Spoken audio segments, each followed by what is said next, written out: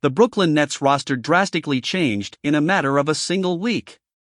After Kyrie Irving and Kevin Durant forced their way out of Brooklyn, the Nets were left with a rebuilt roster with 4 new players: Mikal Bridges, Cam Johnson, Dorian Finney-Smith, and Spencer Dinwiddie, along with 1 open roster spot. Filling the open roster spot isn't at the top of Brooklyn's priority list, but head coach Jacque Vaughn disclosed what the team is looking for in the free agent. The approach is deeper than just a basketball position fit. It's about the culture. It's not top on our priority list. You know, my conversation with Sean Marks is we will continue to keep our eyes open to see if something makes sense. But what we don't want is someone that's gonna detract from the culture in the locker room. That's the biggest piece of that thing, Vaughn told reporters in a virtual meeting on Wednesday afternoon. And then also trying to figure out what this group has to offer and see exactly what's needed if we do go down that route. But we'll keep our eyes open, but that isn't the number one priority right now.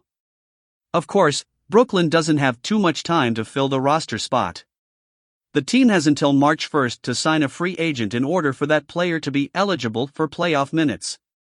While filling the open roster spot is on the list, it's clear what is at the top of Vaughn's post-All-Star break: finding an identity. The rebuilt Nets will return from the All-Star break with hopes of solidifying a defensive identity and revamping their beloved culture. The first challenge for the team heading into the final 24 games of the regular season is to become a top 10 defensive team in the league. I think we can be a top 10 defensive team if we take that step of turning teams over, so a great challenge for us that way. And that's going to come from some non-traditional ways. You know me, I'm very curious and I don't mind taking risks, Vaughn said. And so, is that going to be going into different games with different game plans in order to get us to have an identity of really stirring things up and being agitators on the defensive end of the floor? The offensive piece is, can we play with an extreme amount of pace and transition? And so that's increasing our transition attempts and threes, that's our kick-aheads, that's our potential assists.